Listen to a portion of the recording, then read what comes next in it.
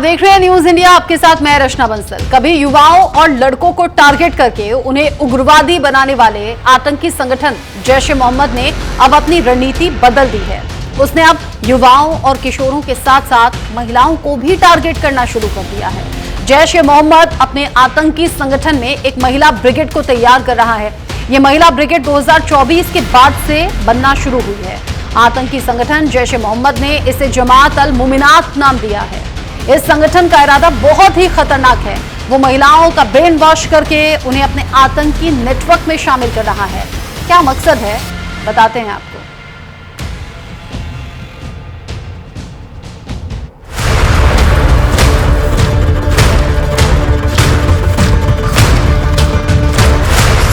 मई को भावलपुर के अंदर मौलाना मसूद अजहर की फैमिली के लोग बहने और बेटे और बच्चे रेजा रेजा हो गए, टुकड़ों में तकसीम हो गए।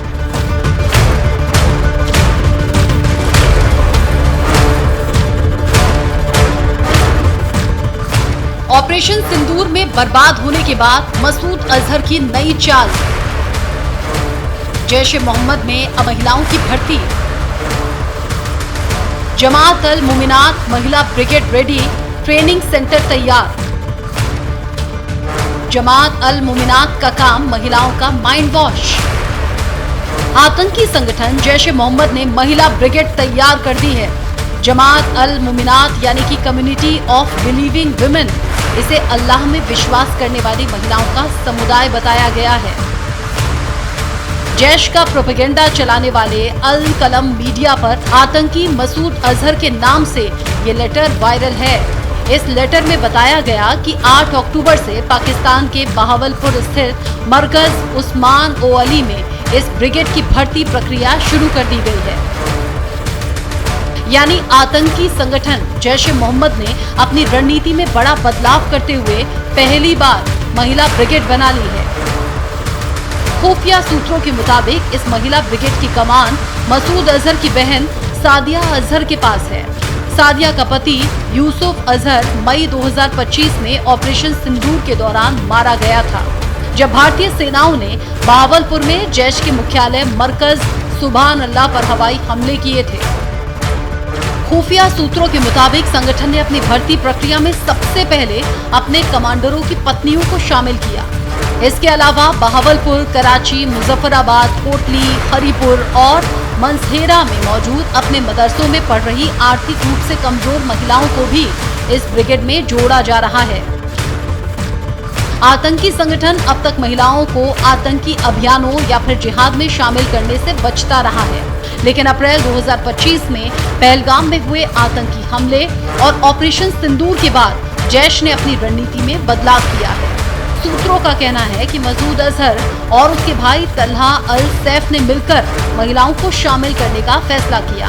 इसी के बाद जमात उल मोमिनात नामक महिला ब्रिगेड की नींव रखी गई। हालांकि आतंकी संगठनों के इतिहास में महिलाओं की भूमिका नई नहीं है। ISIS, बोको हराम, हमास और LTTE जैसे संगठनों ने पहले भी महिला आत्मघाती हमलावरों को तैनात किया है, लेकिन जैश ए मोहम्मद, लश्कर-ए-तैयबा और हिजबुल मुजाहिदीन जैसे संगठनों ने अब तक इस रणनीति से दूरी बनाए रखी थी। अब माना यह जा रहा है कि जमात उल मोमिनात की स्थापना जैश के भविष्य में महिला आत्मघाती हमलावरों को ट्रेनिंग देने की दिशा में एक बड़ा संकेत है। सादिया अजहर का परिवार जैश की गतिविधियों में सालों से सक्रिय रहा है। यूसुफ अजहर की मौत के बाद सादिया को संगठन में महत्वपूर्ण चेहरा माना जा रहा है। कुल मिलाकर भारत को और सतर्क रहने की जरूरत है, क्योंकि ये जमात उल मोमिनात न सिर्फ आत्मघाती हमले करेगी बल्कि हनी ट्रैप का सहारा भी लिया जाएगा। Bureau report, news India.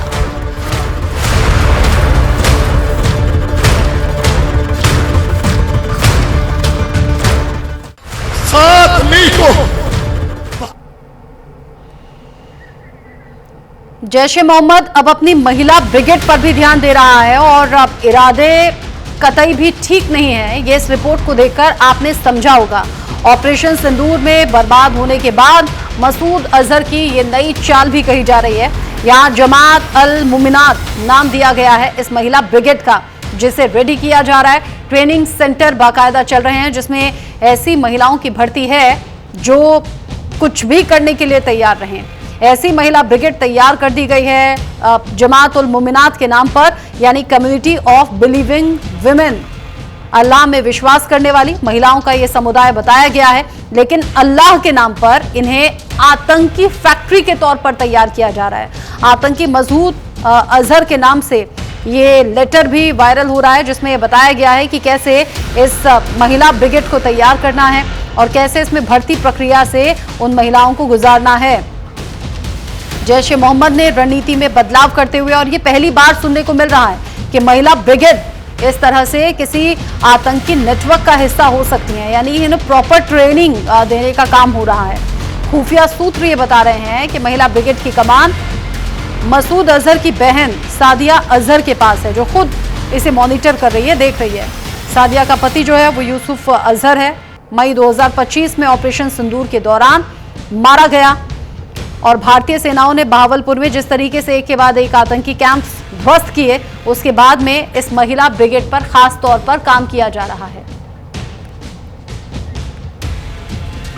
Pakistan की धरती पर आतंकवाद को पनाह देने का सबूत एक बार फिर से सामने आ गया है। और यह सबूत कैसे आया? खुफिया डोजियर में पाकिस्तानी आतंकी संगठन लश्कर-ए-तैयबा का कनेक्शन इस्लामिक स्टेट खुरासान प्रांत ISKP से मिला है। दोनों संगठनों की साझेदारी को पाकिस्तानी खुफिया एजेंसी ISI फंडिंग देती है। अब सवाल ऐसे में ये उठा है कि क्या इस साझेदारी की मंशा है? खुफिया डोजियर के मुताबिक आतंकी संगठनों को पाकिस्तानी सेना का समर्थन हासिल है और अभी उनका जो पूरा फोकस है वो बलूचिस्तान पर है। रिपोर्ट के मुताबिक ISKP को अफगान तालिबान भी लंबे समय से गैर इस्लामिक संगठन मानता आया है, मगर अब पाकिस्तान डीप स्टेट इस संगठन का इस्तेमाल बलूचिस्तान में उठ रही आवाजों को दबाने के लिए कर रहा है। जिस तरीके से उठ रही हैं आवाजें, उन्हें दबाने का काम हो रहा है, जान भी जा रही हैं, लेकिन उससे पाकिस्तान सरकार को कोई फर्क नहीं पड़ता। सिर्फ इतना नहीं, पाकिस्तान कश्मीर में अशांति फैलाने के लिए भी ISKP की मदद ले रहा है। हाल ही में ISKP की मैगजीन यलगार में इसका खुलासा भी हुआ। मैगजीन के मुताबिक ISKP कश्मीर में गतिविधियां बढ़ाने की योजना भी बना रहा है। पाकिस्तान का ये प्लान पूरे दक्षिण एशिया को अस्थिर कर सकता है। अगर पड़ोसी मुल्क अपने मंसूबों में कामयाब हुआ तो दुनिया आतंकवाद का नया और खतरनाक दौर देखेगी। इस संगठन की आड़ में पाकिस्तान बड़े आतंकी हमलों को अंजाम दिलवाने की कोशिश भी करेगा। ISKP और LAT की दोस्ती की एक तस्वीर भी सामने आई, जिसमें ISKP का मीर शफीक मेंगल LAT का मोहम्मद अशफाक को पिस्टल देते हुए दिखाई दे रहा है, जैसा तस्वीर में भी आप देखेंगे। खुफिया जानकारी के मुताबिक ये संगठन, ये जो गठबंधन है, ये ISI की निगरानी में बनाया जा रहा है। आपको ये भी बता दें कि मेंगल बलूचिस्तान के पूर्व मुख्यमंत्री का बेटा है, जो लंबे समय तक ISI का हिस्सा रहा। 2015 में वो ISKP से जुड़ा। पाकिस्तान की संयुक्त जांच टीम में भी मेंगल का नाम सामने आ चुका है। ISI की मदद से मेंगल ने मुस्तंग और खुशदार में अपना बेस स्थापित किया था। अफगानिस्तान में यहाँ तालिबान की सत्ता स्थापित होने के बाद बलूच विद्रोहियों ने इसी साल मार्च में मुस्तंग पर हमला करके ISKP के कई आतंकियों को ढेर कर दिया था। जून 2025 में बलूचिस्तान में एक कार्यक्रम के दौरान मोहम्मद अशफाक ने पाकिस्तानी विरोधी ताकतों के खिलाफ जिहाद का संकल्प लिया था। ISKP और LAT के गठबंधन के बाद कई विशेषज्ञों का कहना है कि खतरे की घंटी ये है, पाकिस्तान इससे कश्मीर में आतंकवाद को बढ़ावा दे सकता है। साथ ही बलूचिस्तान और अफगानिस्तान में भी अस्थिरता का दौर देखने को मिल सकता है। आतंक का साथ पाकिस्तान नहीं छोड़ेगा। जिस तरीके से अभी तक की तस्वीरें हैं, अभी तक जिस तरीके से आतंकियों के ट्रेनिंग कैंप चल रहे हैं, उसे देखकर तो कम से कम ऐसा ही लगता है। और पाकिस्तान जो बलूचिस्तान में भी जुल्म ढा रहा है, खैबर पख्तूनख्वा में भी TTP के बढ़ते कदम यहाँ टकराव को और ज्यादा बढ़ा रहे हैं और कुल मिलाकर भुगतना पड़ रहा है पाकिस्तान में बैठे हुए आम लोगों को। खबरों में आगे बढ़ेंगे। कांशीराम की पुण्यतिथि पर मायावती की रैली आज देखने को मिली, जिसमें BSP प्रमुख मायावती ने योगी सरकार की तारीफ की है। वर्तमान राज्य सरकार के हम सभी आभारी हैं, ये मायावती ने कहा। साथ ही साथ समाजवादी पार्टी पर जमकर निशाना भी साधा। कहा, सत्ता से बाहर होने के बाद संत महात्मा याद आते हैं, सत्ता में रहते हुए इन्हें PDA की याद नहीं आती।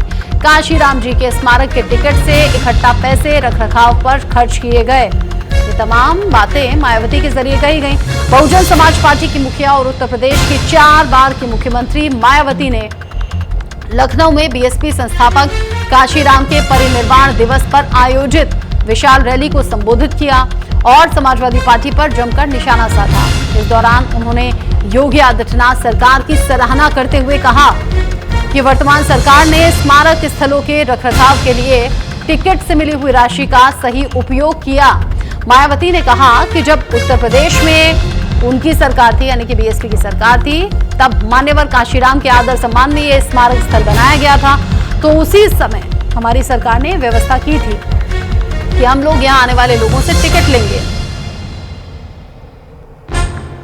और उसका जो पैसा है लखनऊ में बनाए गए स्मारक और पार्कों के रखरखाव में इस्तेमाल किया जाएगा। लेकिन दुख की बात यह है कि वर्तमान बीजेपी की सरकार से पहले यहां समाजवादी पार्टी की सरकार थी, तो सपा सरकार ने उस टिकट के पैसे को दबा कर रखा। यानी अखिलेश यादव की सरकार के वक्त की चीजें उठाकर निशाना साधा समाजवादी पार्टी पर और योगी सरकार की सराहना करती हुई मायावती नजर आई।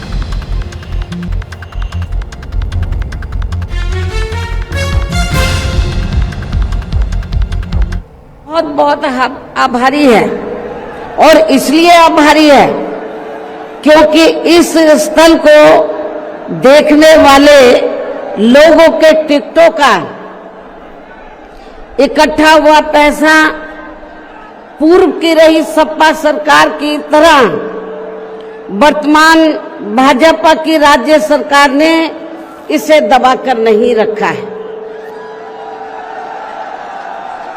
बल्कि पार्टी के आग्रह करने पर इसकी मरम्मत करने पर पूरा खर्च किया है। सन 2007 में देश के विशाल आबादी वाले यूपी स्टेट में पहली बार हमने यहां अपनी पार्टी के अकेले ही पूर्ण बहुमत की सरकार बनाई है। हालांकि पहले 3 बार हमने बनाई, वो मिली जुली सरकार थी, लेकिन चौथी बार हमने अकेले अपने बलबूते पर यूपी में पूर्ण बहुमत की सरकार बनाई है। जो यहाँ खासकर कांग्रेस, बीजेपी, सपा व अन्य जातिवादी पार्टियों को कतई भी अच्छा नहीं लगा है, जबकि इससे पहले केंद्र की रही भाजपा सरकार ने सत्ता का दुरुपयोग करके मेरे ऊपर व मेरे माँ बाप, भाई बहन एवं अन्य रिश्ते नातों आदि के ऊपर भी अनेकों गलत एवं फर्जी केस दर्ज करा के हम सभी को जबरदस्ती इनकम टैक्स व सीबीआई आदि के जंजाल में फंसाकर हमारी छवि को धूमिल करने का हर संभव पूरा प्रयास किया है। इसके साथ साथ आगे चलकर इन सब मामलों में केंद्र की रही कांग्रेसी सरकार ने भी हमें न्याय देने की बजाय बल्कि काफी उलझा दिया था और तब फिर हमें इन सब के विरुद्ध मान्य कोर्ट में भी जाना पड़ा है, जहां हमें न्याय मिला है। इस प्रकार से ये सब भी हमें काफी कुछ झेलना पड़ा है।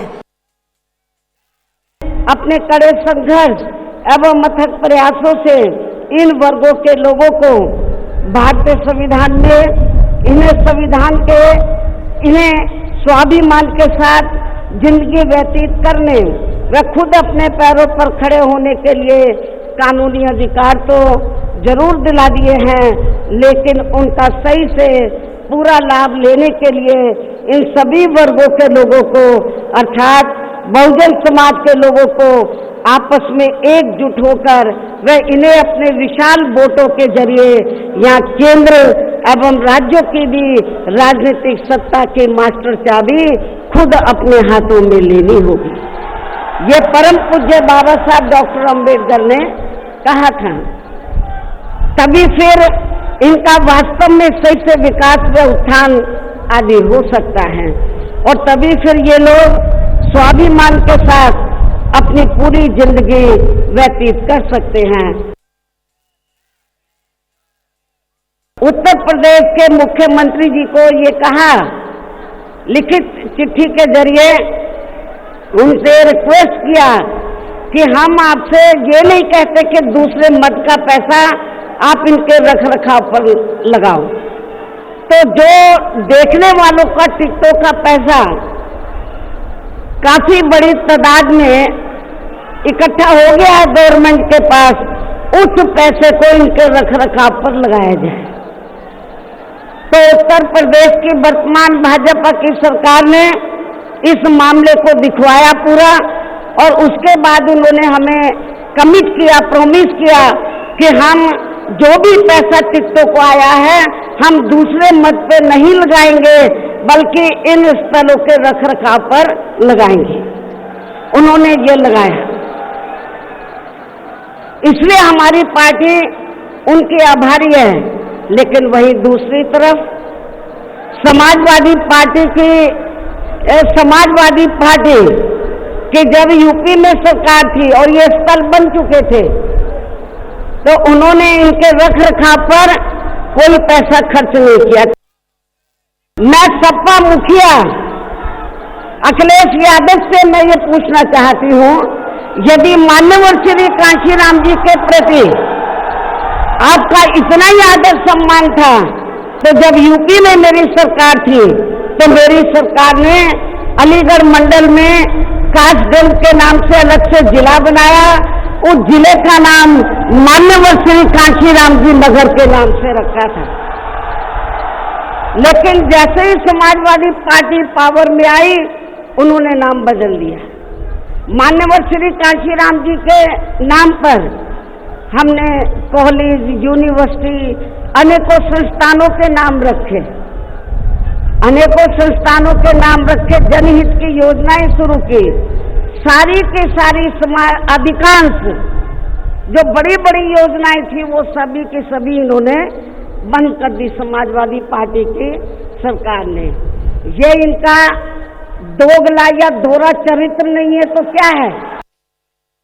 जब यूपी में हमारी सरकार थी और ये मान्यवर श्री कांशीराम जी के आदर सम्मान में ये जो विशाल स्मारक स्थल जब बनाया गया था, तो हमने उसी समय हमारी सरकार ने ये व्यवस्था की थी कि हम देखने वालों के लिए इस पर हम टिकट की व्यवस्था करेंगे, और इसका जो पैसा आएगा टिकट का, तो वो किसी और मद पर खर्च नहीं किया जाएगा, बल्कि जितने भी उत्तर प्रदेश की राजधानी लखनऊ में जो स्मारक बने हैं, पार्क बने हैं, तो उनके रख रखाव पर खर्च किया जाएगा। तो ये हमने व्यवस्था की थी। लेकिन दुख की बात यह है कि जब वर्तमान भाजपा की सरकार से पहले यहाँ सपा की सरकार थी, तो सपा की सरकार ने उस टिकट के पैसे को दबा कर रखा, एक पैसा खर्च नहीं किया इनके रख रखाव पर। मायावती के बयान पर अखिलेश यादव का पलटवार भी सामने आया है। कहा कि उनकी अंदरूनी साठगांठ है जारी, यहाँ इसीलिए वो जुल्म करने वालों के आभारी हैं। ये सब कुछ पोस्ट किया गया अखिलेश यादव के जरिए, और ये कहा कि पीडीए को और ज्यादा मजबूत अभी करने का टाइम है। अगली सरकार इंडिया गठबंधन की बनेगी। अखिलेश यादव ने नाम तो नहीं लिया, लेकिन इशारों में बता दिया। भारतीय जनता पार्टी झूठे मुकदमों का वर्ल्ड रिकॉर्ड बनाना चाहती है और झूठ बोलने में नंबर 1 है। एनसीआरबी के आंकड़े जो बताते हैं, जहां महिलाएं, बेटियां और कम उम्र की बच्ची सबसे ज्यादा असुरक्षित कहीं है तो उत्तर प्रदेश में है। और ये हमारा आपका डेटा नहीं है, ये एनसीआरबी का डेटा है। और इसके साथ साथ सबसे ज्यादा अन्याय अगर कहीं बढ़ा है, कहीं हो रहा है दलितों पर, तो वो उत्तर प्रदेश में हो रहा है। ये भी एनसीआरबी का आंकड़ा बता रहा है।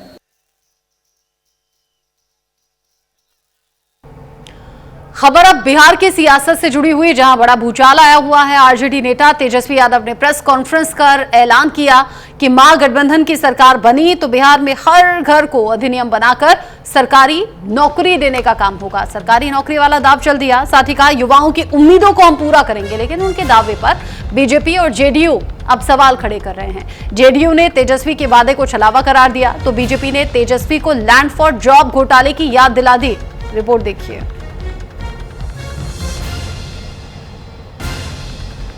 जिस तरीके से बिहार में सीट बंटवारे को लेकर ये पेच फंसा हुआ है, एनडीए की तरफ भी, इंडिया अलायंस की तरफ भी, ऐसे कई सवाल उठ रहे हैं और इन सब के बीच ही तेजस्वी ने प्रेस कॉन्फ्रेंस करके आज सरकारी नौकरी वाला दाव भी चल दिया, जिस पर अब लोग सवाल कर रहे हैं कि ये जनरेट कैसे होंगी, इतनी सरकारी नौकरियां आएंगी कैसे। इस पर जो अपडेट होगा या फिर तेजस्वी अगर कुछ रिएक्ट करते हैं तो आगे आप तक पहुंचाएंगे। अगली जो बड़ी खबर है वो यूपी के फर्रुखाबाद से मिल रही है। फर्रुखाबाद में जहां पर बड़ा विमान हादसा टला है, टेक ऑफ के दौरान ही प्राइवेट जेट बेकाबू हो गया, रनवे से फिसलकर झाड़ियों में जाकर विमान टकराया। तस्वीरें आप देखिए, 2 पायलट और जो यात्री इसमें बताए जा रहे हैं वो सभी सुरक्षित बताए जा रहे हैं। तस्वीरें सामने आई हैं। भारतीय वायुसेना के 93वें स्थापना दिवस के मौके पर एक कथित air force menu card internet media पर जमकर प्रसारित हुआ। इस मेन्यू में उन पाकिस्तान में तबाह हुए एयरबेस और आतंकी ठिकानों के नामों पर व्यंजनों की लिस्ट बनाई गई थी, जिन पर ऑपरेशन सिंदूर और बालाकोट एयर स्ट्राइक में कार्रवाई की गई थी। सोशल मीडिया पर प्रसारित होने के बाद लोगों में इस मेन्यू को लेकर काफी ज्यादा शोर भी मच गया। मेन्यू ने लोगों का ध्यान अपनी तरफ खींचा,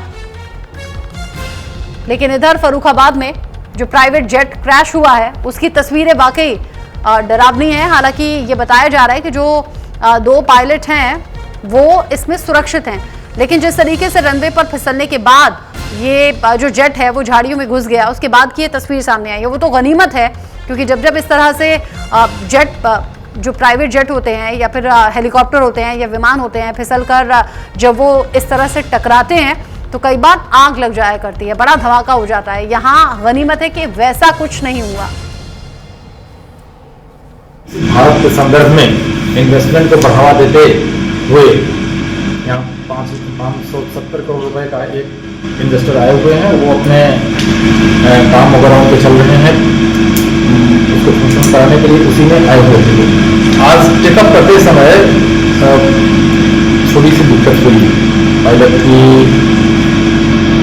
जो कारण है, तो अपने वो स्ट्रीप है, वो स्ट्रीप से फिसल गया, लेकिन ईश्वर की कृपा है कि जेट भी हल्का सा माइनर डैमेज हुआ, कोई हताहत होने से कोई हताहत नहीं हुआ, सब लोग सुरक्षित हैं। भारतीय वायुसेना के 93वें स्थापना दिवस के मौके पर एक कथित एयरफोर्स मेन्यू कार्ड जो है वो इंटरनेट मीडिया पर जमकर छाया हुआ है, वायरल हो रहा है काफी। इस मेन्यू में उन पाकिस्तान में तबाह हुए एयरबेस और आतंकी ठिकानों के नामों पर जो डिशेज हैं उसकी पूरी लिस्ट तैयार की गई है, जिन पर ऑपरेशन सिंदूर और बालाकोट एयर स्ट्राइक में कार्रवाई की गई, यानी कि जहां पर वार किया गया। सोशल मीडिया पर प्रसारित होने के बाद लोगों में इस मेन्यू को लेकर शोर मच गया। मेन्यू ने लोगों का ध्यान अपनी तरफ खींचा और लोगों ने कहा कि ये बढ़िया है। जारी मेन्यू में रावलपिंडी चिकन टिक्का से लेकर बालाकोट तिरामिसू समेत अन्य जो नाम हैं उन व्यंजनों की बड़ी चर्चा हो रही है। हालांकि भारतीय वायुसेना के अधिकारियों ने इस मेन्यू का खंडन किया है और जिस तरीके से लिस्ट भी है जो हम आपको दिखा रहे हैं सोशल मीडिया पर वायरल हो रही है और लोग इसमें बड़ा इंटरेस्ट दिखा रहे हैं, क्योंकि बात पाकिस्तान से जुड़ी हुई भी है और पाकिस्तान पर जो कार्रवाई की है उससे जुड़ी हुई भी है, इसीलिए लोगों का इंटरेस्ट इसमें ज्यादा है।